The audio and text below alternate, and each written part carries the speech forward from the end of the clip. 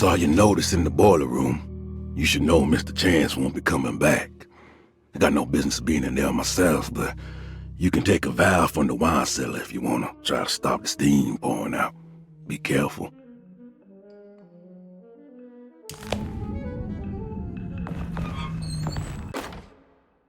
Paul, you're right about the plates on the boiler and the clock.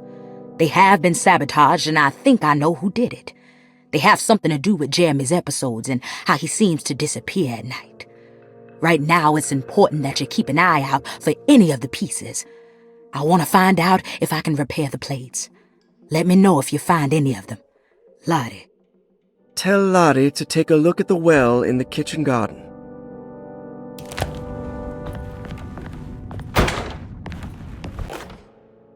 Dr. Elmore Lee Gray is Derceto's chief doctor. Accounting and all administrative work is handled by me, Paul Waits. Magdalena Thompson, or Mags, is responsible for the household. Jean-Baptiste and Charlotte Tabois are responsible for keeping the guests' medical regimens in check. Finally, Jack Chance is our gardener, who can occasionally be seen in the conservatory, but is for the most part busy outside. There are currently 6 guests at Derceto. Malcolm McCarthy and Ruth Tallant reside on the first floor. Jeremy Hartwood, Elisabetta Perosi, Grace Saunders, and of course Cassandra Beauregard live on the second floor.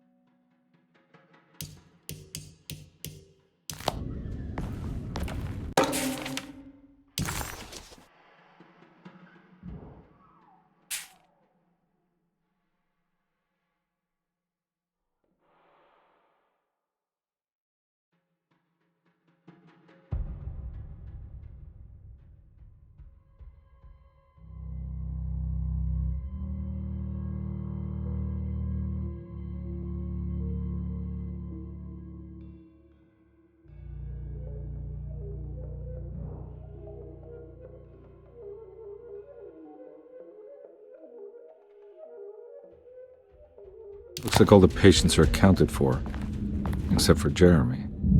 There's no way I can get into this thing. Better leave it alone.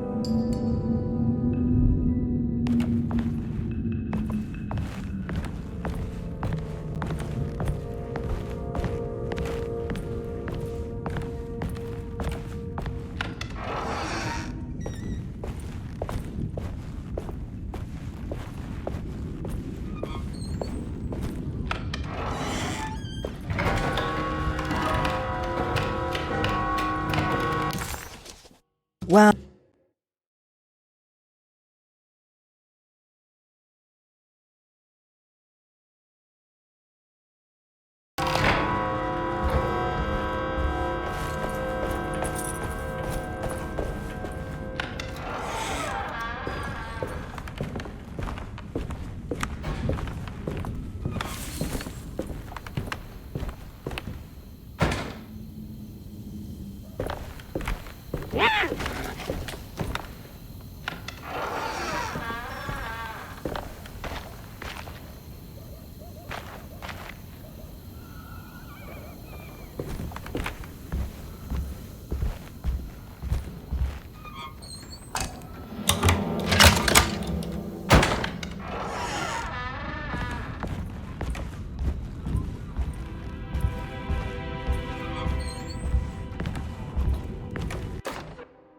Lost Plantations of Louisiana, Thierry Briclot, 1917.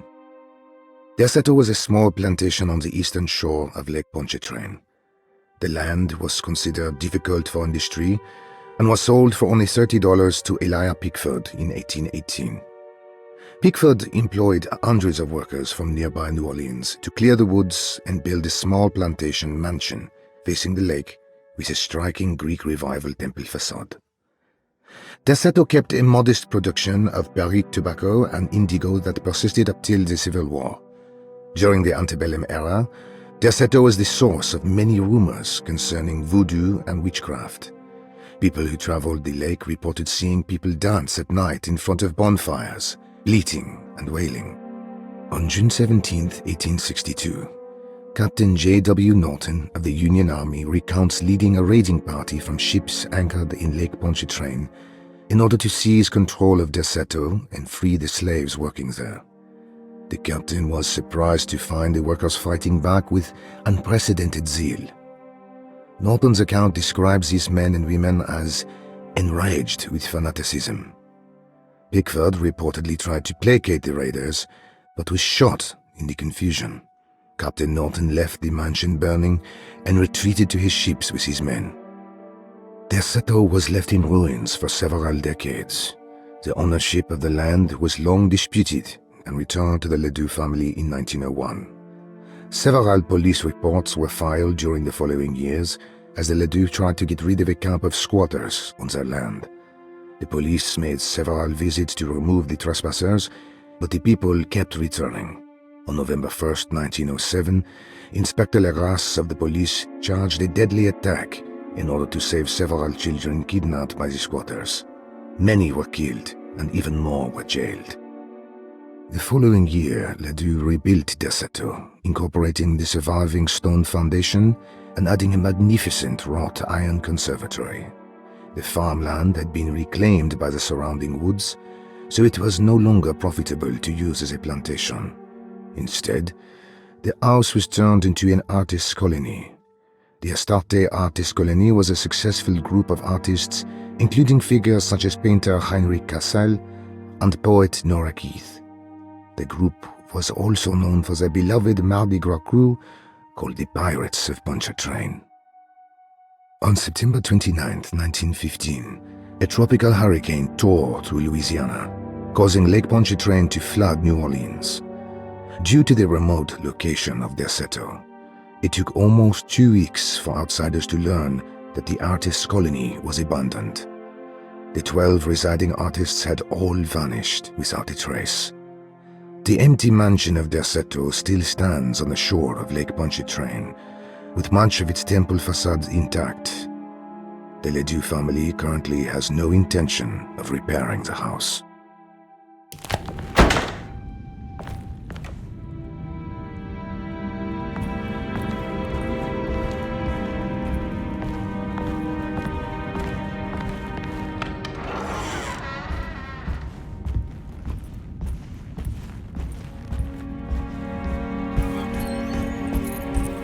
It's wedged shut.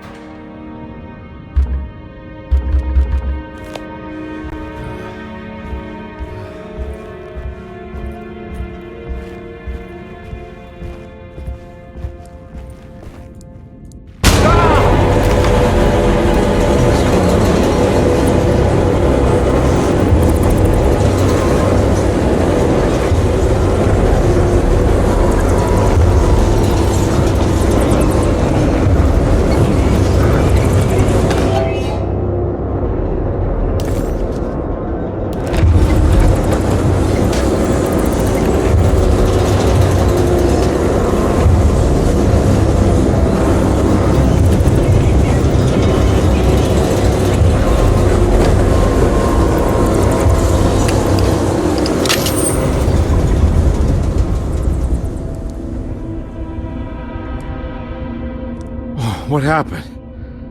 Everything's normal again? Right.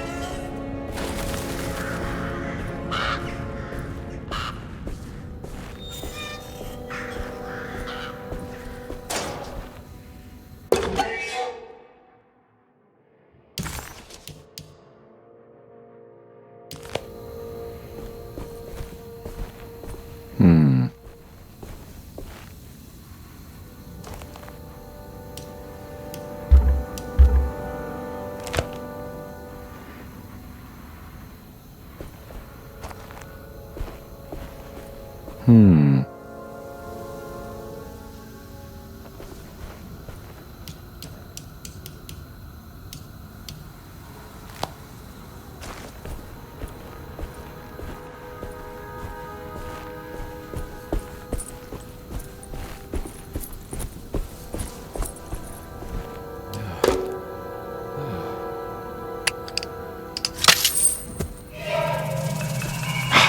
it.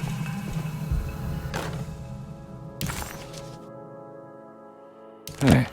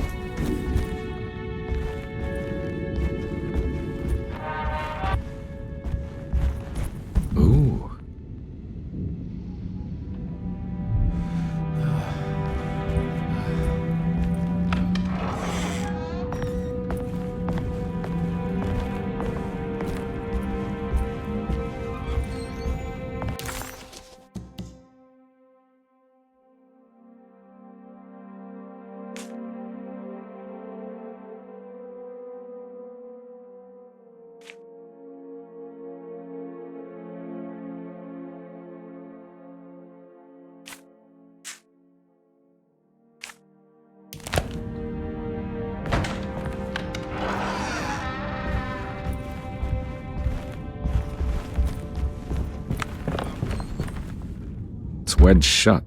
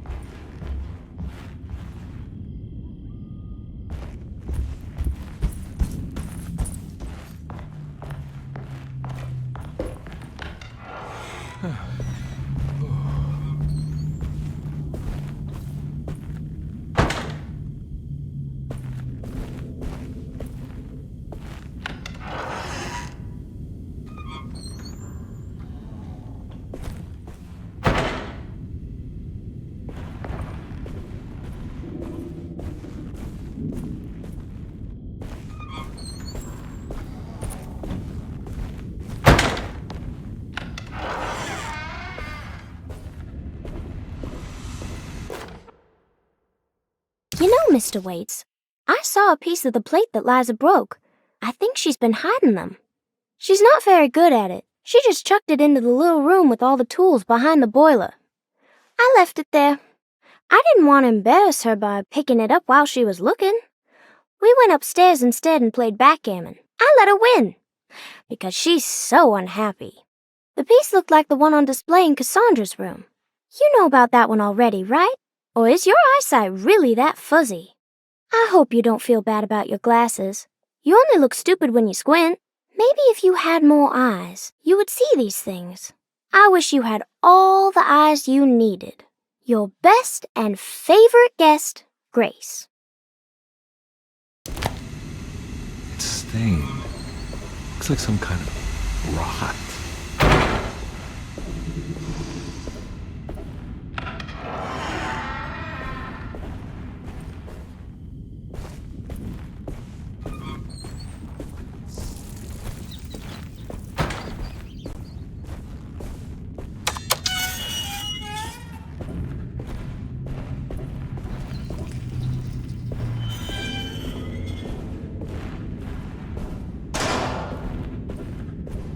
I need the key.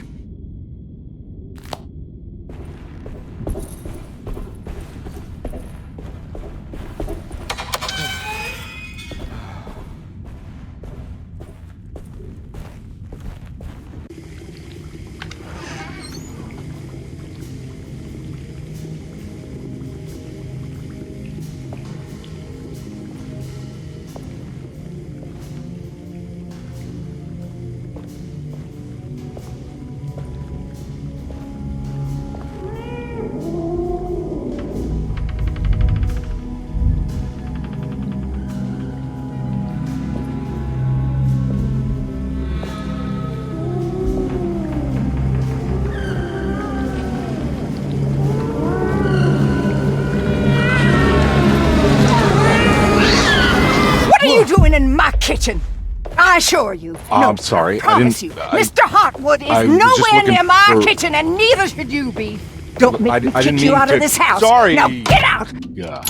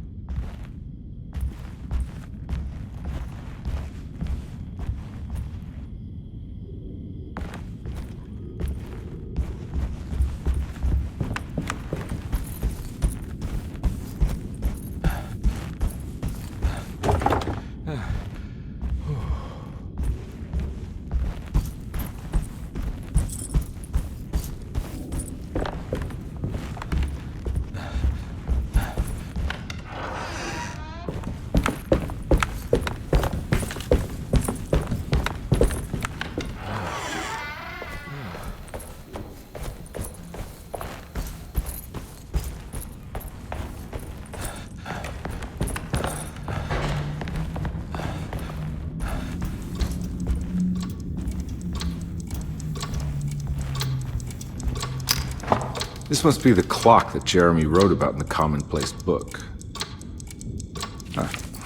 Looks like the plate that held the talisman in the seance room. But it's broken and missing some pieces.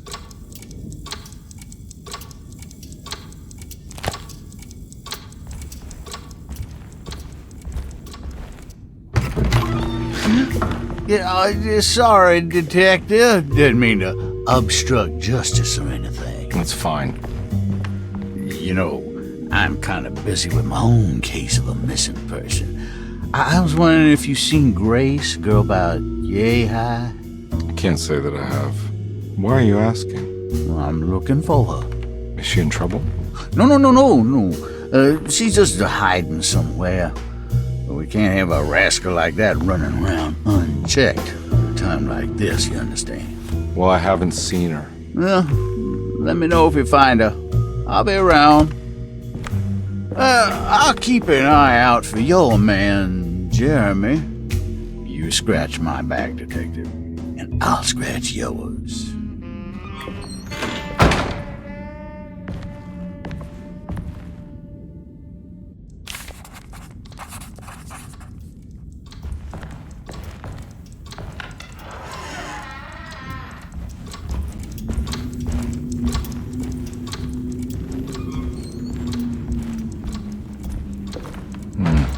I need the key.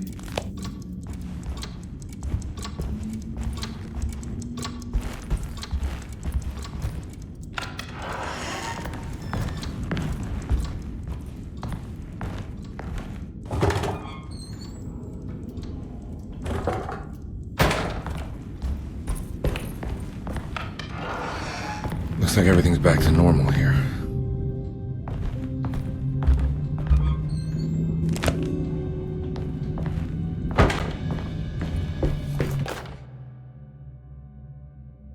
Emily's here. Emily's here.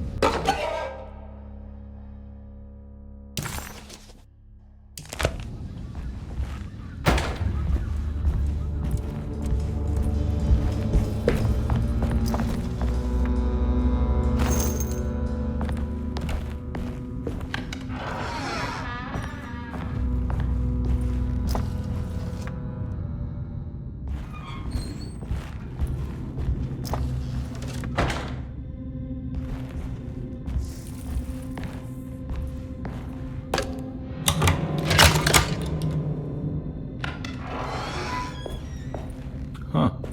How eccentric. What are these symbols? Looks like alchemy or star constellations.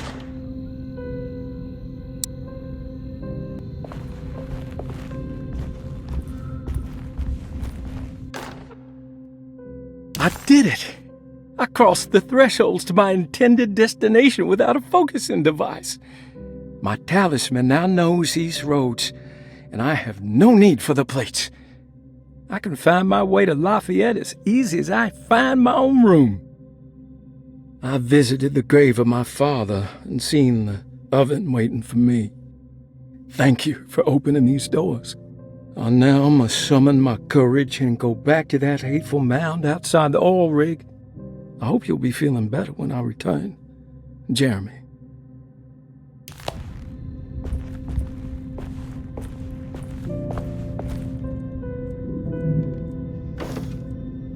These paintings got some grim-looking rot on them.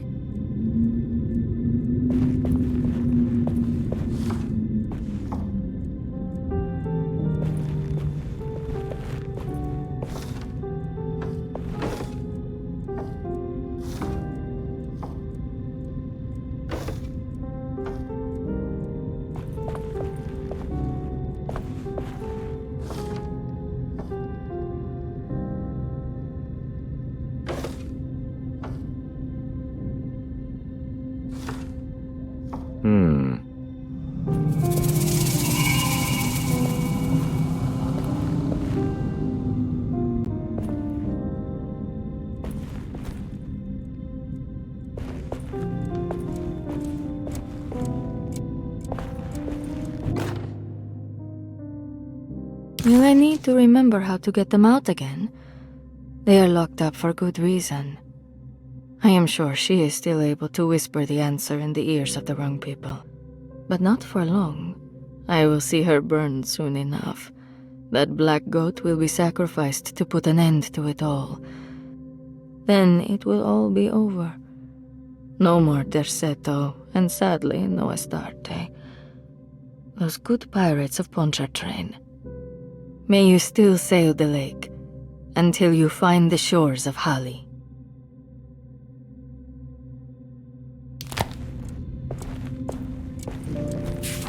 The Astarte Artist Colony. I remember hearing about their disappearance. Must have been 15 years or more now.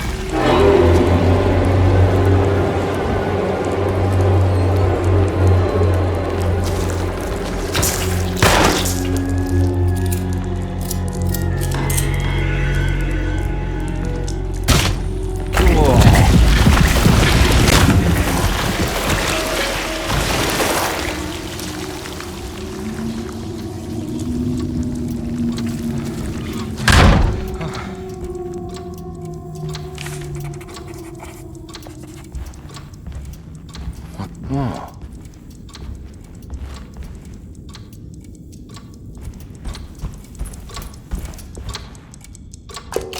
I think I've seen this somewhere.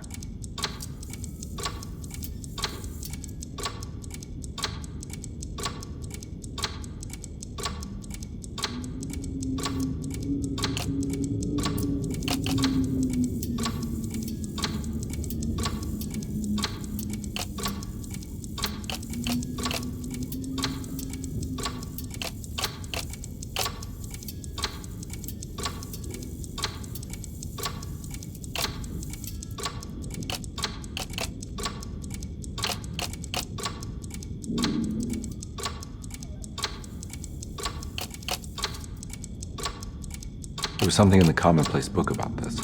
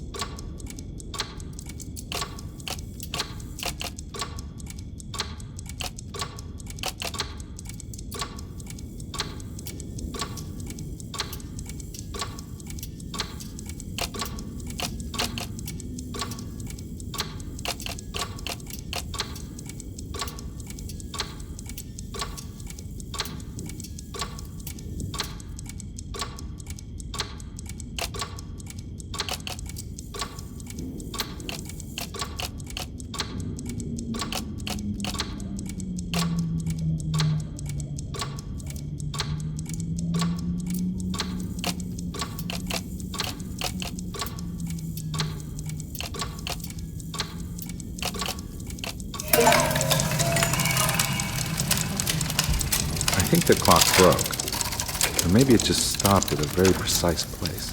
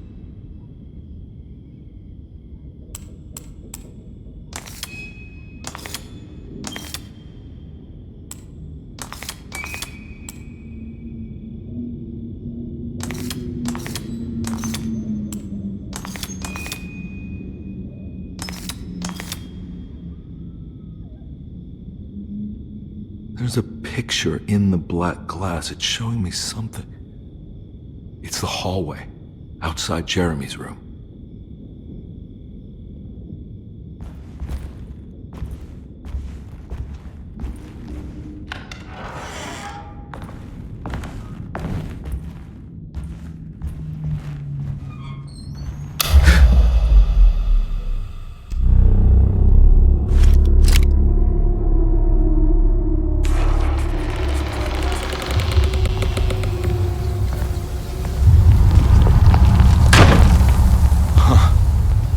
Made it.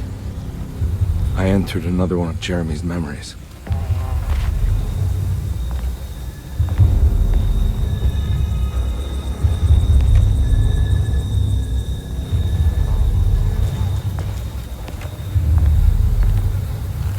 Ugh.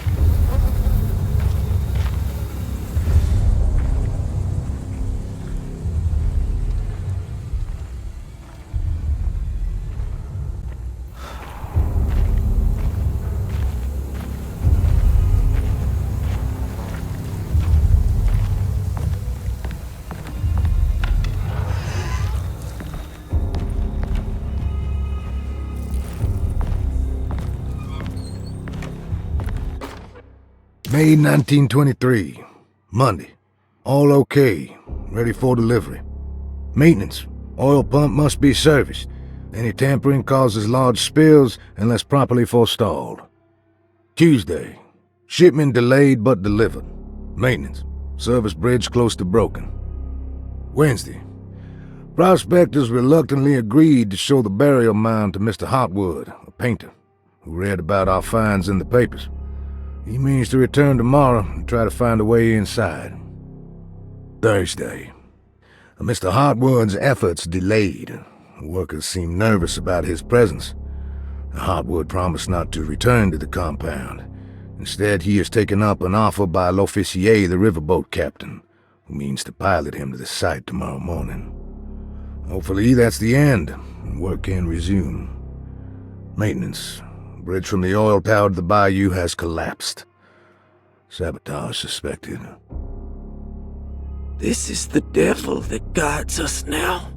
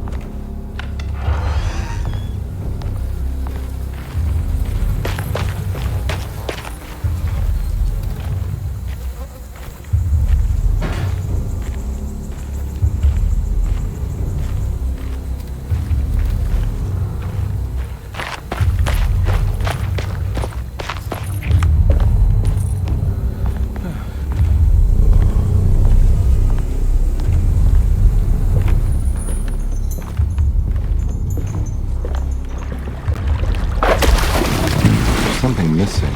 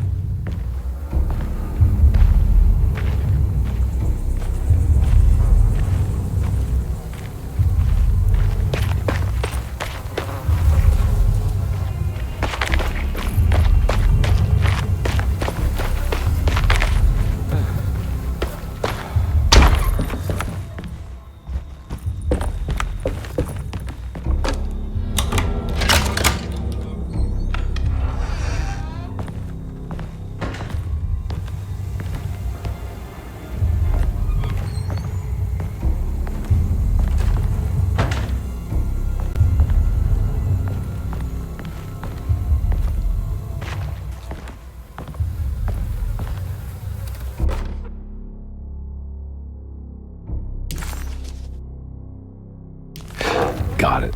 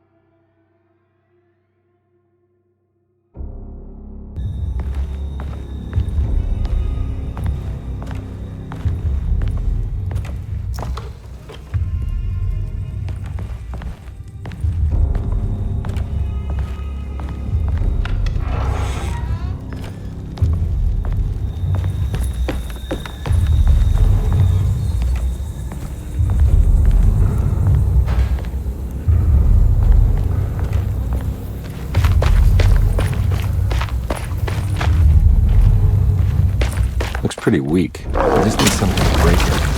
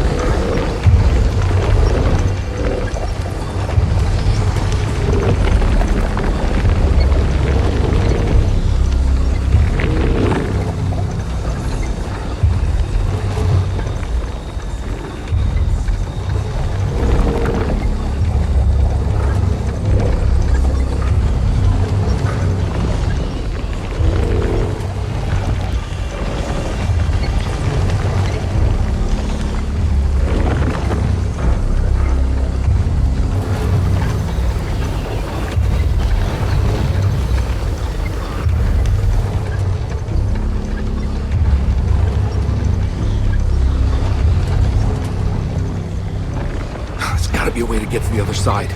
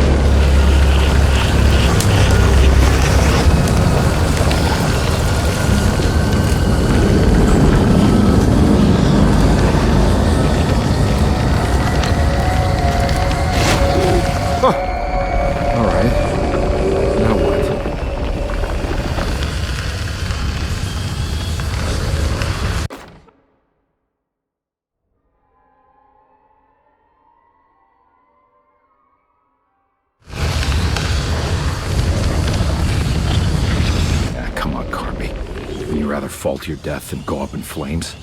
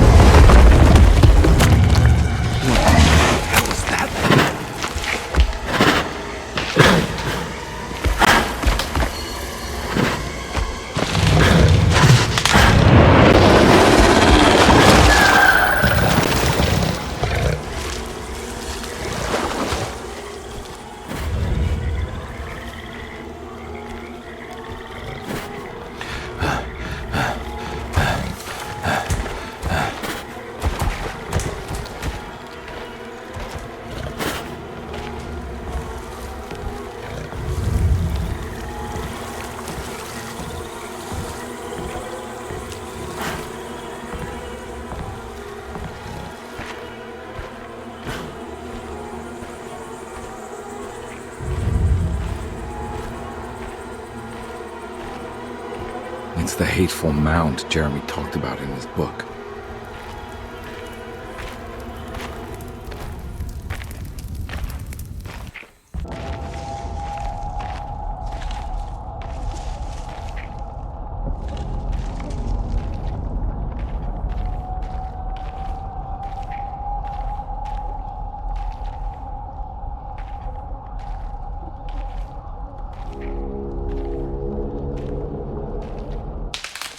Don't come any closer.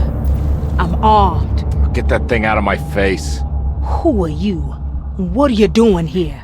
I'm just a detective trying to find something called Tarawea. You're after Jeremy too? Why? I'm working for his niece. She wants to make sure he's alright. He might be unharmed, but far from alright. He's a curse upon Derceto. Here we go again. What?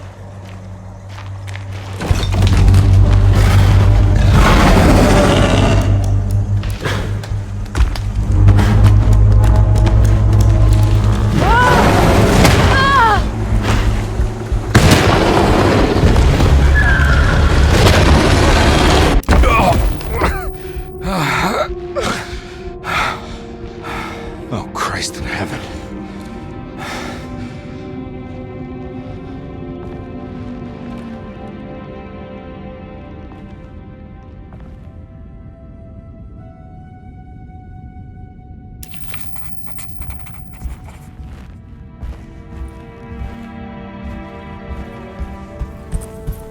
It's wedged shut.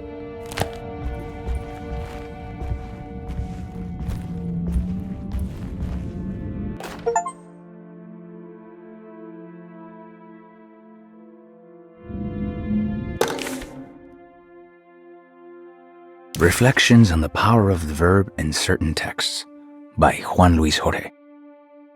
To act is in itself divine. Even the slightest movement of our hand is evidence of our soul in motion. Yet our free will is so easily overwhelmed by the dullness of everyday life. Our actions become rote and rigid in spite of luxury and comfort. True divinity is found in the choice of leaving the stage where we all perform. People who discover this freedom unexpectedly will be struck by the terror of this revelation and become paralyzed, or worse, turn to suicide. However, if you are able to weather that storm, you will discover that there is a divine path beyond that fear. There is a chance to dismount your destiny and make something new. Something that hasn't been planned for or predestined. There is difficulty in explaining this type of acting as it transcends our everyday choices. This isn't some banal decision choosing one career over the other, or even who I should marry. Leaving the stage, no matter how, isn't a matter of course correction. It's a rejection of the story that the Creator is telling.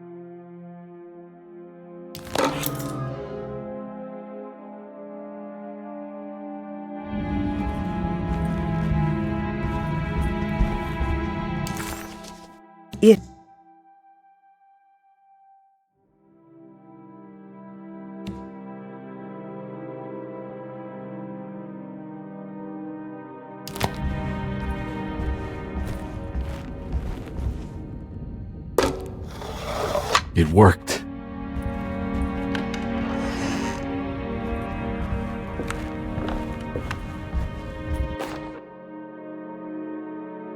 The Barlow lens. Instructions.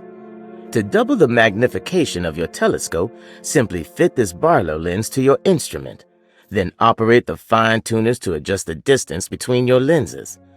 This is easily done while looking through your eyepiece. Simply search for a position where your picture is clear and appears flat. When correctly tuned, your telescope should present a clear picture with magnificent magnification.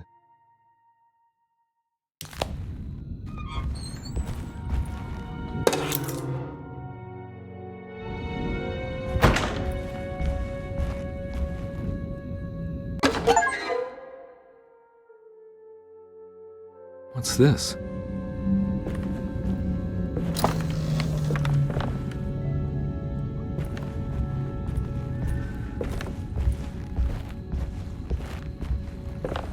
I don't think I have everything I need.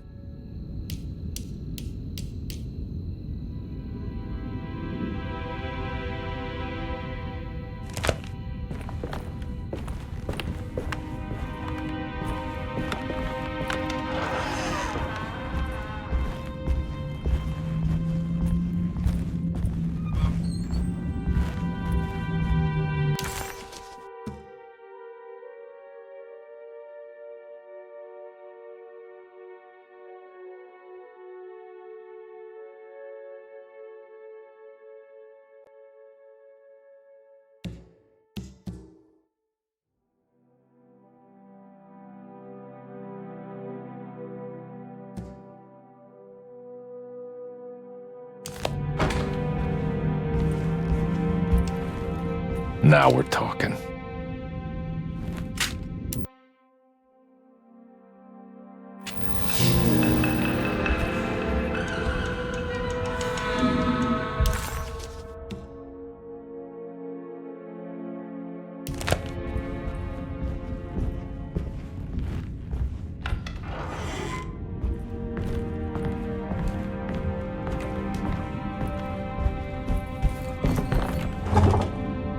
Huh?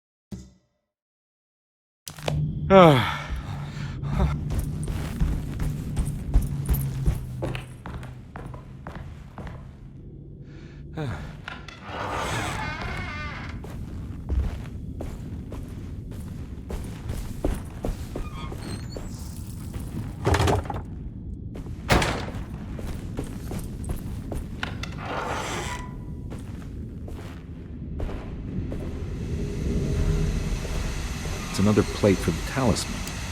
Like the other one, it's broken and missing some pieces.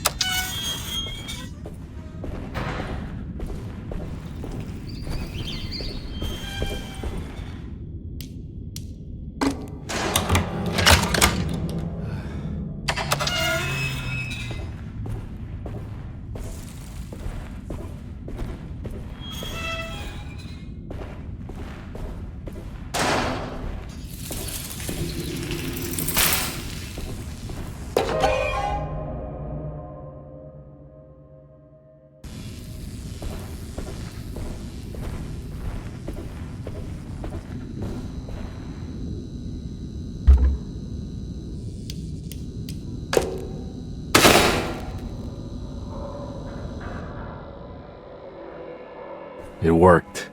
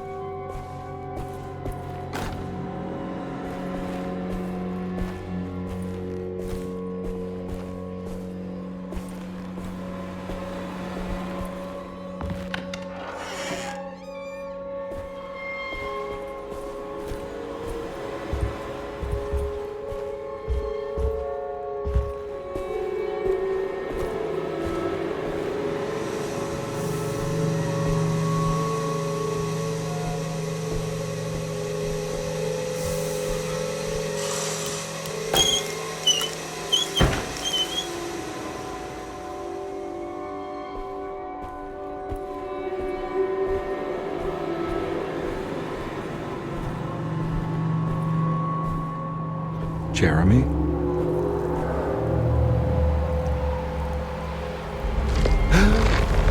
What the hell is going on here?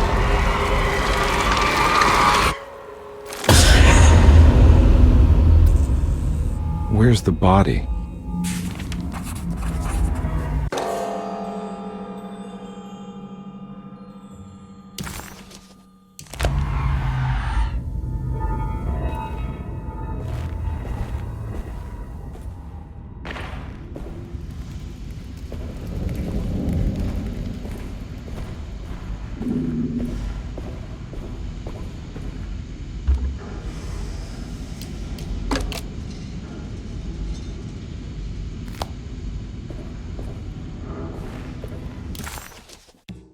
Carnby didn't know what to make of the grotesque vision of the dead clerk.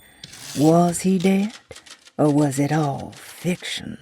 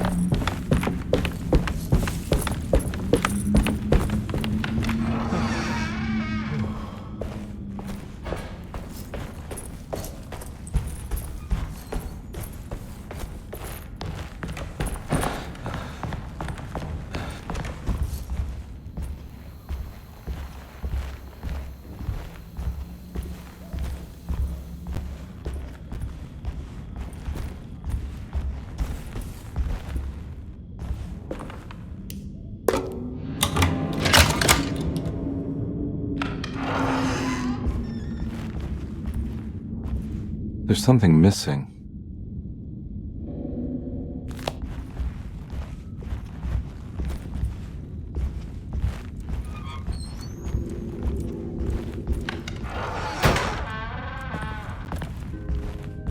This must be that kid's room. Don't you worry, Grace. Go play your game, bleat and bellow with the others. I won't be jealous. There will be more masquerades. However, I would love it if you would finish my mask for the feast. With love, Ruth. Why does she seem so familiar?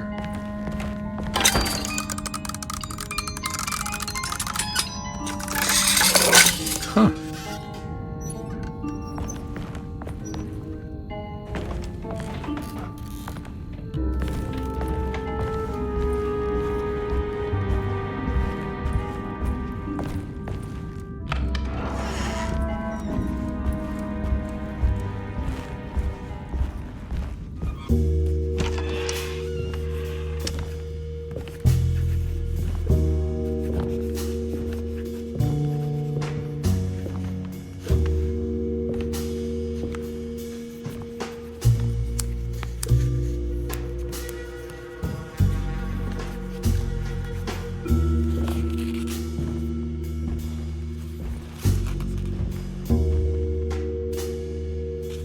What you got there?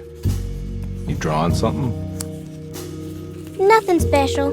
I'm just bored. Do I know you from somewhere? I remember you, Mr. Carnby. From where?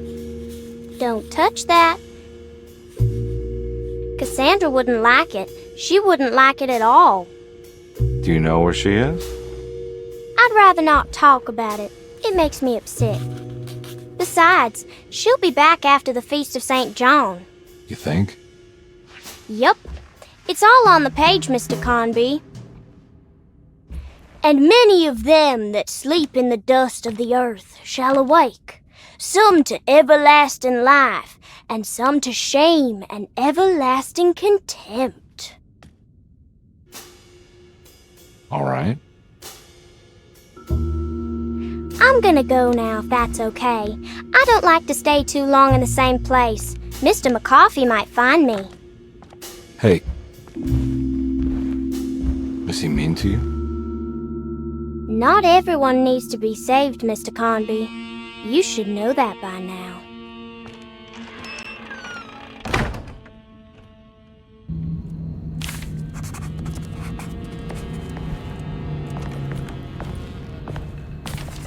There's more of that rot again. So this is where Cassandra Beauregard ended up. For some reason, I thought she died years ago. If I find the full set of bottles, then maybe I can make something out of the stains of rot. I don't think I have everything I need. Miss Beauregard, I picked up your medicine at the post office today. As you understand, it needs to be administered by the orderlies for your safety. I've put the box in Lottie's room for now, and I'm sure she will find you as soon as possible. Mr. Waits.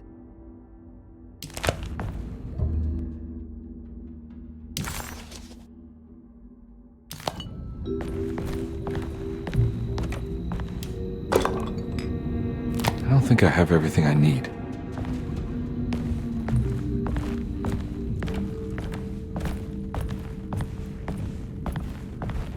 It's another one of those strange padlocks.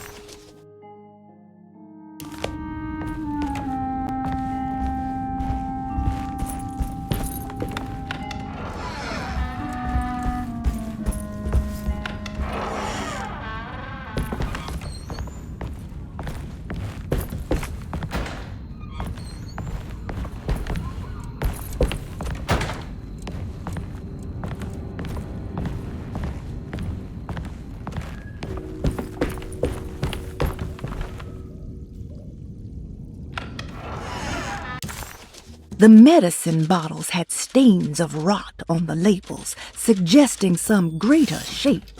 They just needed to be put in the right order. But for what purpose?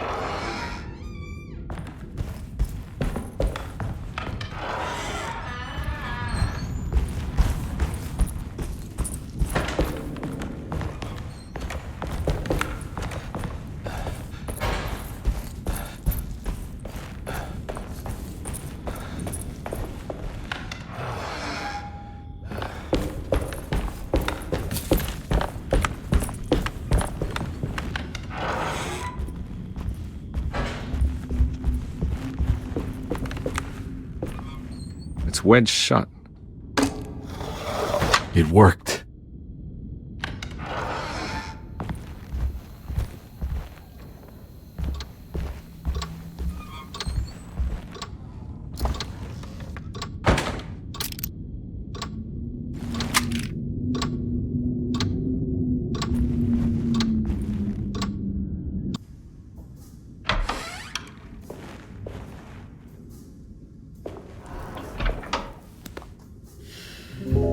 Detective Carnby, how good of you to come. Let me pour you a drink. What happened here? This place looks like it was hit by a bomb. Welcome to the madhouse, Detective. Thanks. Did the ceiling just collapse? I heard it was something in the attic, something that was supposed to happen but didn't. How that could have such consequences is beyond me. The truth is, I don't know why the room looks like this. But I bet your friend Jeremy does. You know where I could find him? Oh, somewhere in his past, I suppose. He keeps going on about that mysterious dark man. I think he is hiding from him. Or maybe he's with him. I can't really keep up. I don't worry much. Take a look around this room. You may think it looks spectacularly devastated, but I just think it's finally found its stride. It fits perfectly with the state of this place and its loonies. The same goes for the nonsense with Jeremy. In my eyes, we finally managed to match the wild ride inside all of us. Well, I'm happy you find the evening so harmonious. I hope you don't mind me setting things right. Jeremy's business, that is. This room looks beyond my capabilities. Good luck, Detective. Hope to see you again soon. Yeah. Evening, miss.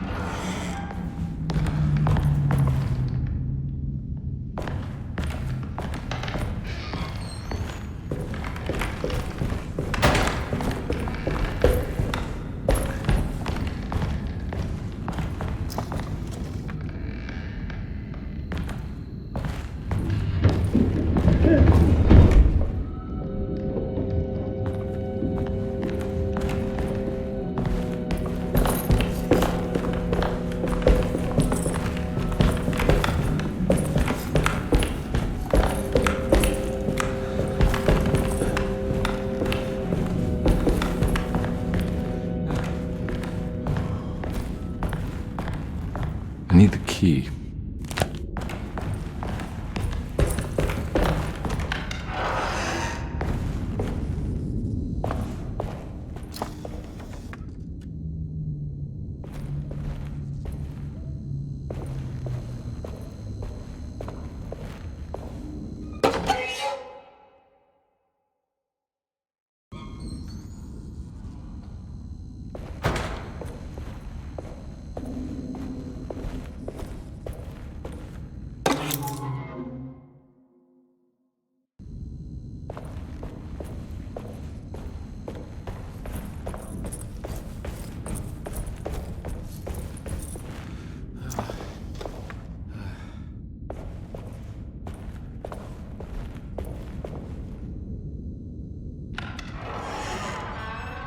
Ugh. There's more of that aggressive rot.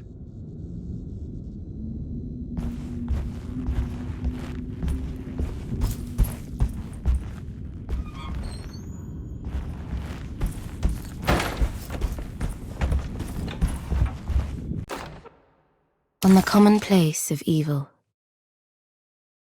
there lies virtue and stark irreverence, careless thoughts of luminous indifference. But blame not the beast we once were, which science so often wished to refer. Not the wicked full of sin, it is you who stand and grin. All our good intentions aside, whereupon we build our pride. Sunless solitude, follow not this corrupting light. Prophets of confidence always crashes out of sight. Hear me, for we all bear this mark. Thus we must remain alone in the dark.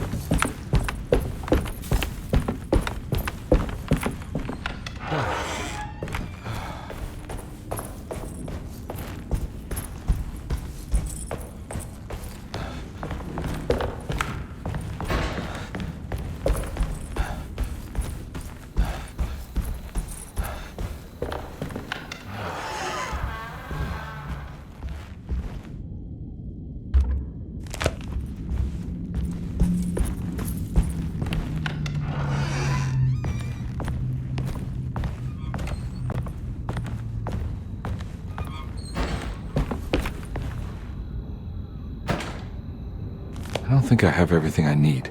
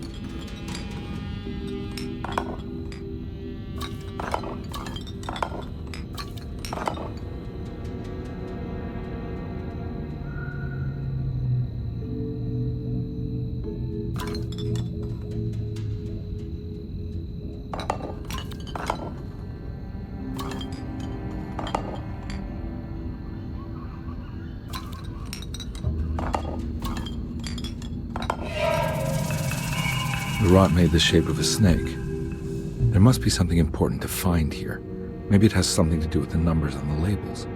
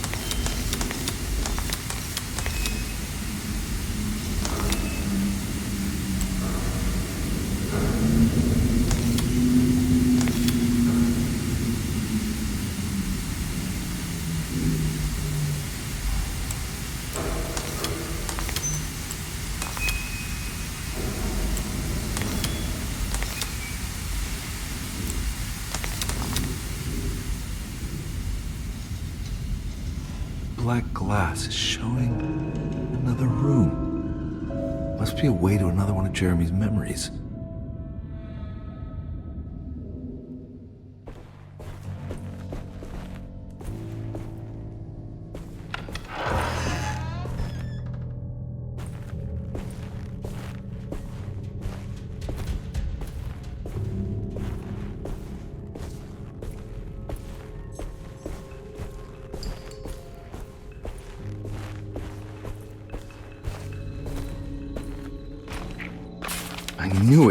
I knew it would work. You're getting good at this, Carnby. Maybe a little too good at this.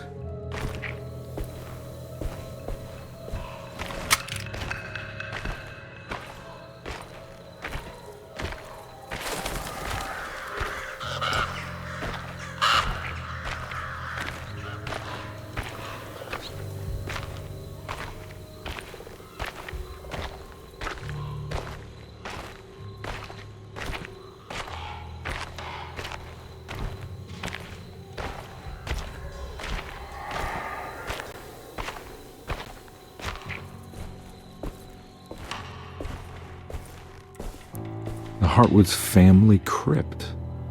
Emily's family must have deeper roots in New Orleans than I thought. I figured she was a Yankee like me.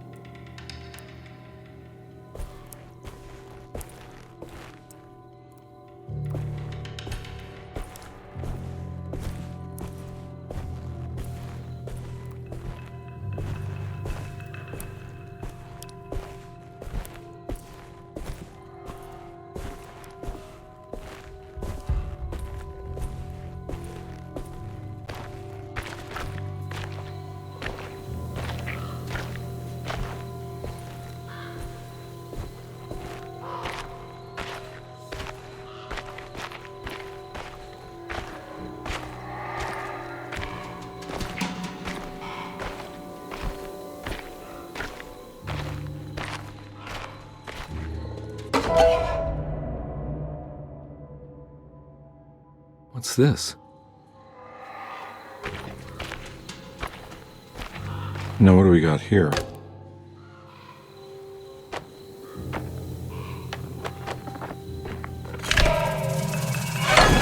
Got it.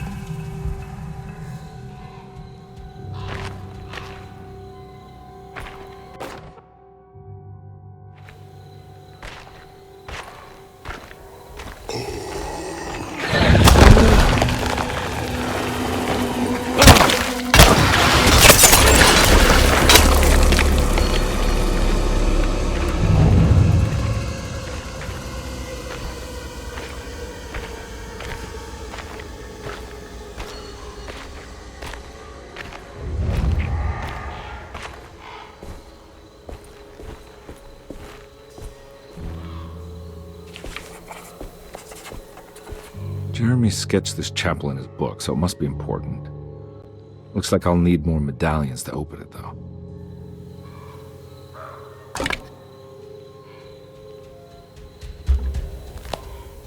I don't think I have everything I need.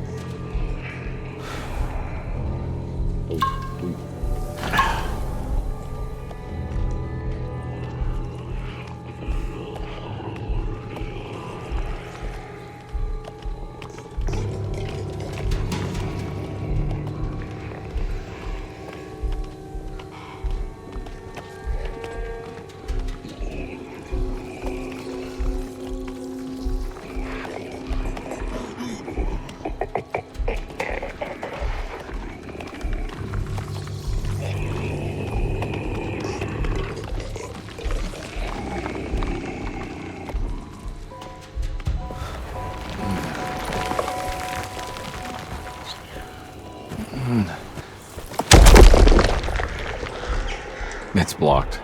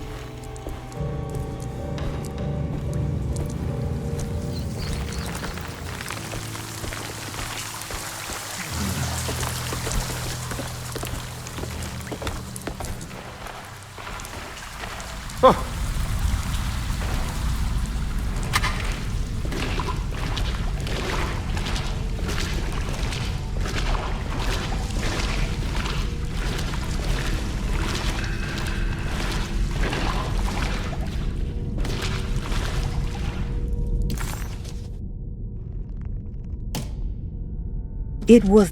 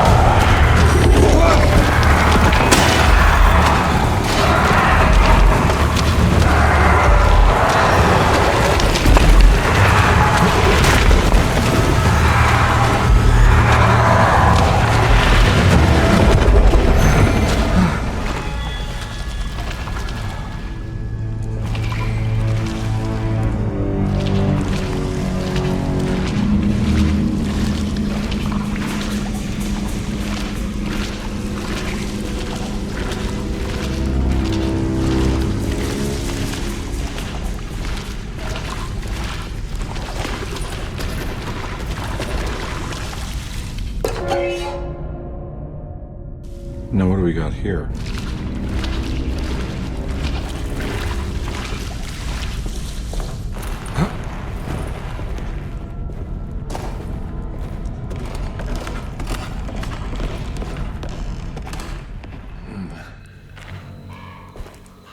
Thank God that's over.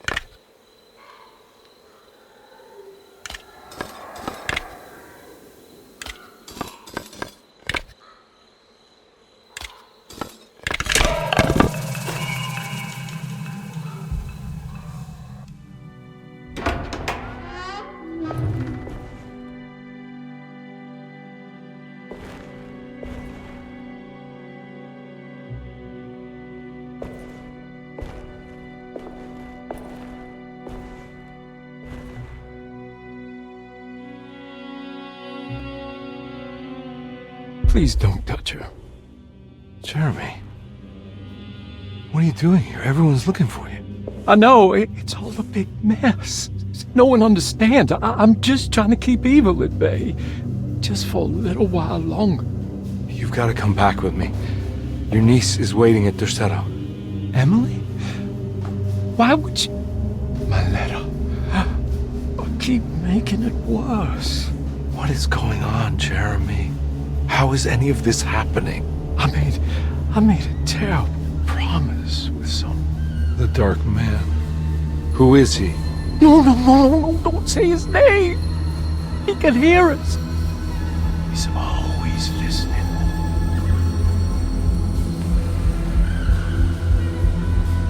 Jeremy, I need to understand what is going on. I promised him everything. When the sun rises, I will be chained in his sunken desert temple for an eternity. But at least the evil about to awaken in Derceto won't harm anyone outside of that cursed place. You're acting crazy, Jeremy. I want to help. There's nothing you can do. And what's all the business about Tarawea? Why did you want to go there? I can't go there. Not allowed. But you wanted to. Can I go? Tell me, will it help me to break your pact? Is there something there that would help? Why would you give me hope? That's so cruel. Okay, sounds like we're onto something here. What should I— Look out! Behind you! Run! Don't let him take you!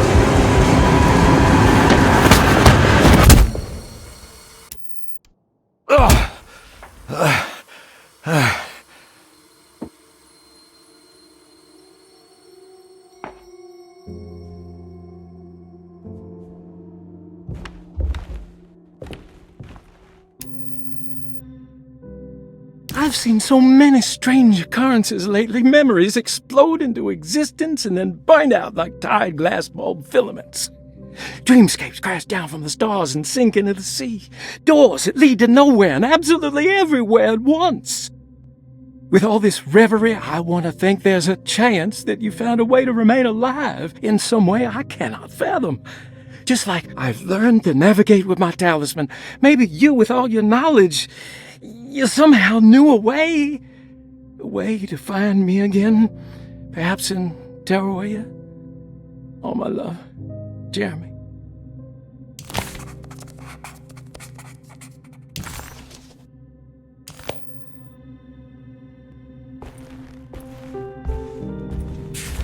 She's dead.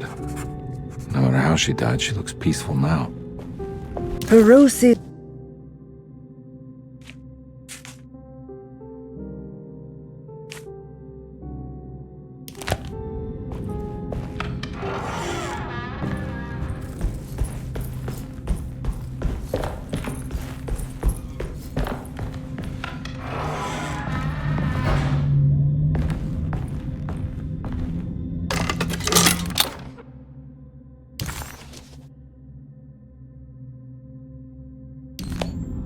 Telescope lens.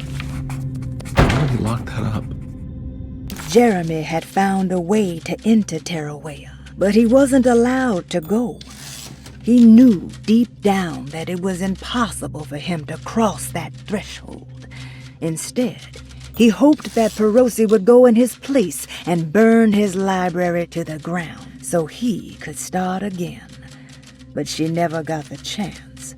Perosi had her own problems, her own demons, and she died suddenly one day without warning. Holding the telescope lens in his hands, Detective Carnby suspected what it was. At least a part of the key to that paradise Jeremy so desperately wanted to see. Curious what he would find, he felt eager to put the lens to use.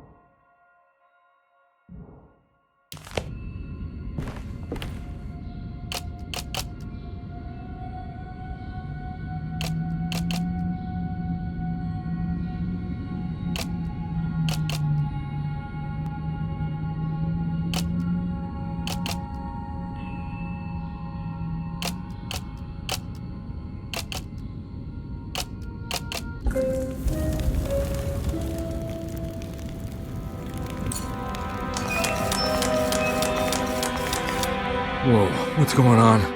It's dialing in something all on its own and it's showing the way to another memory? Where is that?